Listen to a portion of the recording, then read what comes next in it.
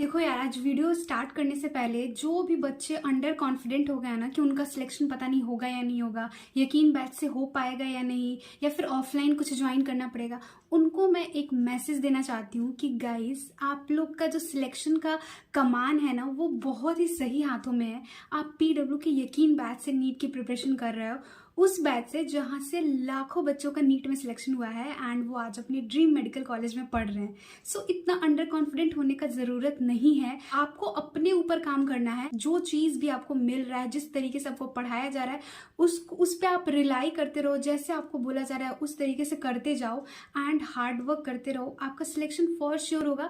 मैं ये वीडियो कोई भी स्पॉन्सर्ड वीडियो नहीं है, मैं अपनी खुद के मन की बात बता रही हूँ। मेरा जो सिलेक्शन वो सिर्फ और सिर्फ यकीन बैच के कारण ही हुआ है। आज मैं मेडिकल कॉलेज में पढ़ रही हूँ तो वो यकीन बैच से ही प्रिपेयर करके मैं यहाँ तक पहुंच पाई हूँ। आप लोग भी इस साल अपने ड्रीम मेडिकल कॉलेज में पहुंचने वाले हो। बस अपने अंदर आत्मविश्वास रखो एंड हार्ड वर्क जो कर रहे हो तुम उसको कंटिन्यू करते रहो, एक डेडिकेशन के साथ, एक कंसिस्टेंसी के साथ। वीडियो में मैं खुद का अपने लास्ट 4 मंथ का मैंने यकीन बैच में क्या फॉलो किया था, कैसे किया था, किस तरीके से मैंने पढ़ा था, मॉक टेस्ट कब से देने स्टार्ट किया था, सिलेबस कब कंप्लीट किया था, वो सारी चीजें तुमको बताने वाली हूँ। तुम्हें कॉन्फिडेंट देना चाहती हूँ कि मेरा सिलेक्शन अगर यकीन बैच से हो गया है तो तुम्हारा भी फॉर श्योर इस साल होने जा रहा है। सो चलो वीडियो को स्टार्ट करते हैं। ध्यान से सुनना, अच्छा लगेगा तो प्लीज चैनल को सब्सक्राइब कर लेना। तो मेरा जो लास्ट 4 मंथ का यकीन का जो जर्नी है उसमें मेरा क्या हुआ था कि मेरे लेक्चर्स भी फॉलो करा था। जो भी यकीन बैच के लेक्चर्स मुझे मिल रहे थे, स्पेशली फिजिक्स एंड केमिस्ट्री में। बायोलॉजी मेरा काफी हद तक अच्छा हो गया था क्योंकि पिछले अटेम्प्ट में मुझे 351 मार्क्स आए थे आउट ऑफ 360। मेरा लास्ट ड्रॉप था। उस साल मैंने फिजिक्स केमिस्ट्री पे ज्यादा काम किया था।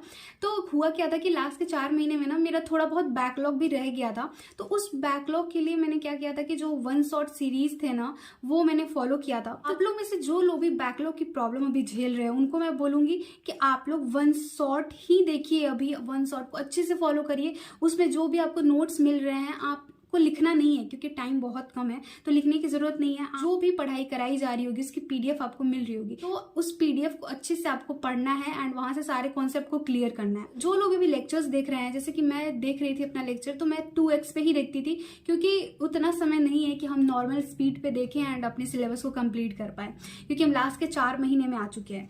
और उसके साथ मैंने नोट्स भी बनाए थे। ऐसा नहीं था कि पहले से मैं नोट्स बनाते आ रही थी, तो लास्ट के 4 महीने में भी मैंने नोट्स बनाए थे। जितने भी चैप्टर मेरा बच्चे हुए थे, मैंने सारे चैप्टर्स के नोट्स लिख के बनाए थे। तो आपके पास अगर उतना ज्यादा बैकलॉग नहीं है, कोई प्रॉब्लम नहीं है, तो आप नोट्स जरूर लिखिएगा।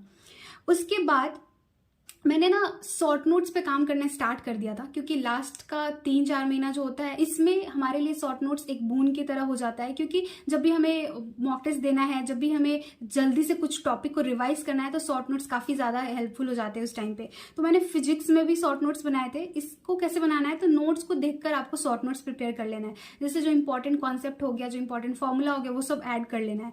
और या फिर आप लेक्चर के साथ ही बना लो। जो लोग भी बैकलॉग में अभी चल रहे हैं तो उनके पास इतना समय नहीं है कि वो नोट्स भी बनाए एंड साथ में शॉर्ट नोट्स भी बनाए। तो आपको क्या करना है, आप लेक्चर देख रहे हो, उसी टाइम पे एक A4 शीट ले लो, पेपर, एंड वहां पे आप क्या करना है कि जो भी फॉर्मूला आ रहा है, जो भी इंपॉर्टेंट कॉन्सेप्ट आ रहा है, उसको उस A4 शीट पेपर पे लिखते जाओ। स्पेशली अगर आप कोई कॉन्सेप्ट ना लिख रहे हो तो फॉर्मूला तो फॉर श्योर आपको जरूर लिखना है, ताकि आप एक फॉर्मूला शीट एटलीस्ट प्रिपेयर कर पाओ। ठीक है, सेम यही चीज आपको केमिस्ट्री में भी फॉलो करना है, जो मैंने अभी फिजिक्स में बताया। एंड बायोलॉजी में आपको क्या करना है कि आपको एनसीईआरटी की रीडिंग तो करनी ही है। ठीक है, एनसीईआरटी रीडिंग करनी है। एंड इसके साथ ही जो लाइंस आपको एनसीईआरटी के नहीं याद हो पा रहे हैं, उनको एक A4 शीट पेज पे आपको लिख लेना है। मैंने अपना लिखा है, स्क्रीन पे दिख रहा होगा किस तरीके से मैंने बना रखा था। जितने भी लाइंस थे ना जो मेरे से याद नहीं हो पाते थे, उनको मैं एक पेज पे लिख लेती थी, छोटे छोटे पेजेस पे, ताकि कभी जैसे पढ़ने का मन नहीं हो रहा है तो उनको उठा के ऐसे रिवाइज कर लेती थी, तो बहुत सारी चीज याद हो जाते थे। तो ये चीज आप कर सकते हो बायोलॉजी में। और ये आपको हर चैप्टर में करना है। लाइक आपको लगता है कि कोई भी चैप्टर में आपको जो भी लाइंस नहीं याद हो पा रहे हैं, उन सारे लाइंस को एक पेज पे लिख लो एंड उनको डेली बस आप उठा के एक बार रिवाइज करते रहो जब भी आपको टाइम मिले। और मैंने लास्ट के 4 महीने में सिर्फ यकीन के वीडियोस नहीं देखे थे, ठीक है। आप लोग काफ़ी लोग पूछते हो कि दीदी आपने सिर्फ यकीन के वीडियोस देखे थे या फिर कोई और रिसोर्सेज भी यूज़ किया था, तो मैं आपको बताती हूँ। मैंने ना यूट्यूब वीडियोस को फॉलो किया था, एंड किस लिए फॉलो किया था? क्वेश्चन प्रैक्टिस करने के लिए, क्योंकि ना क्वेश्चन प्रैक्टिस सेशन बहुत सारे यूट्यूब पे चल रहे थे, एंड वो किसी का भी हो सकता है, PW का या फिर अनअकैडमी का, जहाँ पे भी आपको दिख रहा है ना कि क्वेश्चन प्रैक्टिस कराया जा रहा है एंड आपको सही लग रहा है, तो उसको जरूर फॉलो करिए, बहुत फायदा होगा। सिर्फ केमिस्ट्री फिजिक्स में नहीं, बायोलॉजी में भी। अब बात करते हैं कि टाइम मैनेजमेंट का कैसे क्या था मेरा लास्ट का 4 महीना था, तो वो लास्ट के 4 महीने में मैं कितनी देर पढ़ती थी, तो मैं आपको बताती हूँ। मैं 13 से 14 घंटे कोशिश करती थी। ऐसा नहीं बोलूंगी कि मैं डेली 13 से 14 घंटे पढ़ ही लिया करती थी, कभी कभी वो 10-12 भी हो जाया करता था, बिकॉज ऑफ सम रीजंस, कभी हेल्थ इशू हो गया, फिर कुछ और प्रॉब्लम्स हो गई तो लेकिन मैं कोशिश करती थी कि मेरा डेली का 13-14 घंटे का जो टारगेट है वो जरूर कंप्लीट हो। तो इसमें मैं क्या करती थी, तो 10 घंटे जो मेरे होते थे वो मैं लेक्चर्स में देती थी, क्वेश्चन प्रैक्टिस में देती थी एंड NCERT रीडिंग में देती थी, एंड बाकी का जो 4 घंटा है वो सिर्फ और सिर्फ रिवीजन के लिए जाता था। मैंने पूरे दिन में क्या पढ़ा है, मैंने पूरे वीक में क्या पढ़ा है, उसको मैं बैठ के इन 4 घंटे में रिवाइज करती थी। इसमें रिवीजन में क्या आएगा? Notes and formula seat. मैं हमेशा से आपको बोलती हूँ कि आपको फॉर्मूला सीट जरूर बनाना है। फिजिक्स केमिस्ट्री में आपको फॉर्मूला सीट बनाना ही बनाना है, फिजिक्स में भी और फिजिकल केमिस्ट्री में भी। तो इसको मैं रिवाइज करती थी इन 4 घंटों में।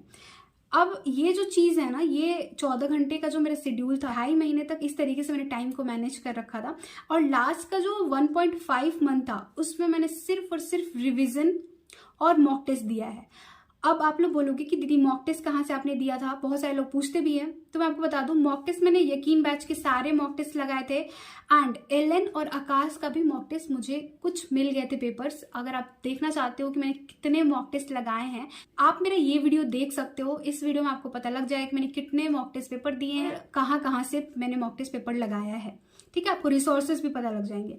और मैं आपको एक चीज बताना चाहूंगी कि आपको जो मॉक टेस्ट है वो ऑफलाइन मोड में ही देना है। मैं आपको अभी स्ट्रिक्टली बोल रही हूँ कि एग्जाम ऑफलाइन में ही होगा, ऑनलाइन नहीं होगा, तो प्लीज प्रिंट आउट निकाल करके ही दीजिए। ज्यादा पैसा नहीं लगता है प्रिंट आउट में, और थोड़ा पैसा लग भी जाएगा तो आपके सिलेक्शन से ज्यादा महंगा तो नहीं होगा। सिलेबस कंप्लीशन की जहां तक बात है, तो मैंने अपना सिलेबस 1.5 मंथ पहले ही कंप्लीट कर लिया था। लाइक जैसे कि मेरा एग्जाम जुलाई में हुआ था, लगभग मेरा सिलेबस मई तक कंप्लीट हो चुका था। तो अगर आप लोग का 1 महीना पहले भी खत्म होता है ना सिलेबस, तो भी घबराने की बात नहीं है। 1 महीना is more than sufficient to revise. और अब मैं कुछ गोल्डन टिप्स देना चाहूंगी स्पेशली यकीन बैच के स्टूडेंट्स को, एंड इससे मुझे काफी ज्यादा फायदा मिला है, तो ये मैं आपके साथ शेयर करना चाहूंगी। देखो, सबसे पहली बात कि क्लास नोट्स के सारे क्वेश्चन को टिप पे कर लो। तुम्हारे क्लास में जितना क्वेश्चन कराया जा रहा है ना, फिजिक्स में, केमिस्ट्री में, बायोलॉजी में, उन सारे क्वेश्चंस को तुम्हें रट जाना है। मतलब तुम्हारे टिप पे होने चाहिए, ऐसा कोई भी क्वेश्चन नहीं होना चाहिए जो तुम्हें नहीं आता हो, ठीक है। सेकंड, यकीन बैच में जितने टेस्ट पेपर हुए हैं उनका प्रिंट आउट निकाल करके एक एक क्वेश्चन को रट जाओ। मेरे पास इतने सारे क्वेश्चन पेपर थे, आप मेरा वो वीडियो जाके चेक कर सकते हो, एंड मैंने सारे क्वेश्चन को पता नहीं कितना बार सॉल्व किया होगा, लगभग 6-7 बार तो जरूरी। जब भी थोड़ा फ्री टाइम रहता था तो मैं क्वेश्चन पेपर उठा के देखती थी कि मैंने क्या किया था ना कि सारे क्वेश्चन मैंने मार्क कर रखा था कि ये क्वेश्चन में से हुआ है या नहीं, ये क्वेश्चन में से नहीं हुआ था, और उस जो क्वेश्चन में से नहीं होता था ना, मैं उस क्वेश्चन का सॉल्यूशन भी वहां साइड में ही लिख लिया करती थी, ताकि मैं जब वो क्वेश्चन पेपर उठाऊं तो एक बार मैं क्वेश्चन पढ़ने के बाद उसके सॉल्यूशन को भी देखूं, ताकि वो रिवाइज होते रहे, बार बार नजरों के सामने से जाएगा तो मुझे मेरे सबकॉन्शियस माइंड में फिट हो जाएगा। तो ये चीज आपको करना है, बहुत ज्यादा फायदा मिलेगा आपको। मॉक टेस्ट को जितना बार आप देख सकते हो ना, मॉक टेस्ट जितना बार लगा सकते हो, एक मॉक टेस्ट को आप 6-7 बार देख जाओ, मतलब उस मॉक टेस्ट का एक एक क्वेश्चन आपके टिप पे होना चाहिए, ऐसा हो जाना चाहिए, ठीक है।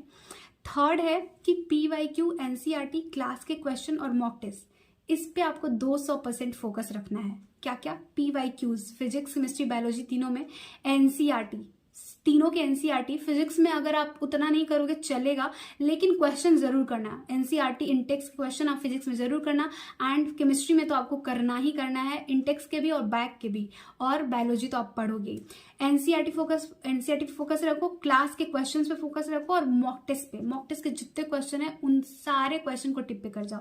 इतना कर लो ना, तुम्हारा सिलेक्शन तुम्हारे हाथों में होगा, आई एम बेट श्योर, ठीक है। और DPPs की जहां तक बात है, मैं अपना पर्सनली तुमको बताती हूँ, मैंने DPPs को मतलब उतना मल्टीपल टाइम तो नहीं किया है जितना मैंने इन चारों चीज़ को फॉलो किया था। तो DPP पे तुम 50% फोकस रख सकते हो लास्ट के 3-4 महीनों में, मतलब 1 से 2 बार कर लेना। ऐसा नहीं कहूँगी कि जो भी DPP तुमको मिल रहा है उसको तुम करो ही नहीं, 1 से 2 बार ज़रूर कर लेना, 2 बार से ज़्यादा करने की कोई ज़रूरत नहीं है। इन 4 चीज़ों पे तुम बस फोकस बनाए रखो, इन 4 चीज़ों को जितना बेहतर कर सकते हो उतना कर लो। तुम इस साल गवर्नमेंट मेडिकल कॉलेज में जा रहे हो कि अब लास्ट का डू एंड डाई वाला फेज आ चुका है, तो एक स्ट्रिक्ट टाइम टेबल अपने लिए बना लो एंड उससे स्टिक हो जाओ, क्योंकि ये जो टाइम है ये दोबारा लौट के नहीं आएगा, ये जो तुम्हें नीट के लिए मिला है प्रिपरेशन के लिए, क्योंकि अब टाइम आ गया है सिलेक्शन लेने का। इस बात को गांठ बांध करके अपने पास रख लो और जितना अपने तरफ से तुम मेहनत कर सकते हो अपना 200% देने की कोशिश करो, क्योंकि एक बार जब सिलेक्शन हो जाएगा ना, तो ये जो फेज है जो तुम अभी स्ट्रगल कर रहे हो, इसमें इतना हार्डवर्क कर रहे हो, इसको याद करके ना तुमको उदासी नहीं आएगा चेहरे पे, तुम दुखी नहीं होगे, तुम्हारे चेहरे पे एक बड़ी सी स्माइल आएगी कि क्या वो फेज था जिसमें मैंने इतनी मेहनत करी थी, रिगरस मेहनत करी थी अपनी सिलेक्शन के लिए। तो wish you all the best. जैसे मैंने बताया है ना, अभी जो जो चीज़ें मैंने करी है, मैंने अपना सारा एक्सपीरियंस तुम्हारे साथ शेयर कर दिया है। तुम अगर इसको फॉलो करते हो तुमको बहुत फ़ायदा होगा, मेरा यकीन मानो एंड यकीन पर विश्वास रखो, यकीन बैच पर विश्वास रखो, खुद पे विश्वास रखो एंड इसी विश्वास के साथ आगे बढ़ते जाओ, तुम्हारा सिलेक्शन ज़रूर होगा। सो अगर वीडियो अच्छा लगा होगा, हेल्पफुल लगा होगा, तुमको फ़ायदा मिल रहा होगा, तो प्लीज़ मेरे चैनल को सब्सक्राइब कर लेना। ऐसे ही और अच्छे वीडियोज़ के लिए मैं अभी और बहुत कुछ प्लान कर रही हूँ तुम लोगों के लिए, जिससे कि तुम्हारा नीट का प्रिपरेशन और आसान हो पाए। सो चैनल को सब्सक्राइब कर लेना। मिलते हैं नेक्स्ट वीडियो में। Thank you so much.